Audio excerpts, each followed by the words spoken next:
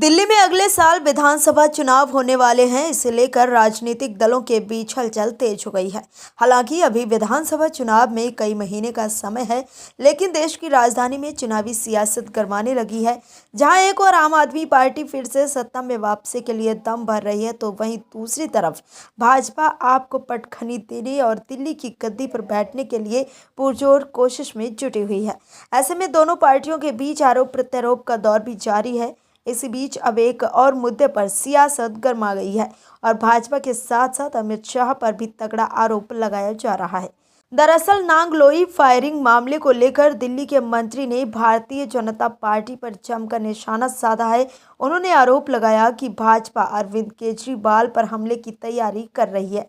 बता दें कि दिल्ली के मंत्री रघुविंदर शौकीन ने बुधवार को एक्स पर पोस्ट किया, जिसमें उन्होंने कहा कि आम आदमी पार्टी के राष्ट्रीय संयोजक अरविंद केजरीवाल नांगलोई जाट में एक अपराध पीड़ित परिवार से मिलने आ रहे थे। इससे पहले बीजेपी के गुंडों ने पूरे इलाके को घेर लिया है और पुलिस तमाशा देखती रही।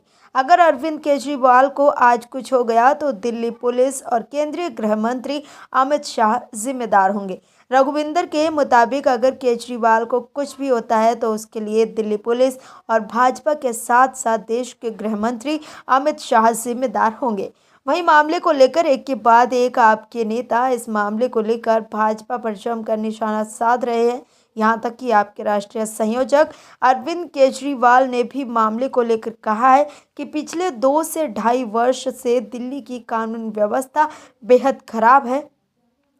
हमने कहानियां सुनी हैं कि 90 के दशक में मुंबई अंडरवर्ल्ड की गिरफ्त में थी, लेकिन कभी नहीं सोचा था कि दिल्ली ऐसी हो जाएगी। उन्होंने आगे कहा कि कुछ दिन पहले नांगलोई के एक व्यवसायी रोशन लाल ने जब अपनी दुकान खोली तो 2 लोग आए और उनकी दुकान पर फायरिंग शुरू कर दी।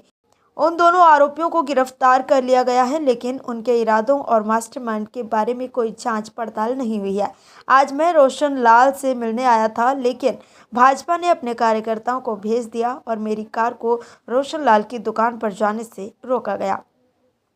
आपको बता दें कि पिछले दिनों नागलोई में फिरौती को लेकर एक फर्नीचर दुकान पर फायरिंग हुई थी। हमलावरों ने गोलीबारी करने के बाद दुकान के पास एक कागज छोड़ा था, जिसमें लिखा था कि गैंगस्टर अंकेश लाकड़ा और 5 करोड़ रुपए की रंगदारी मांगी गई थी।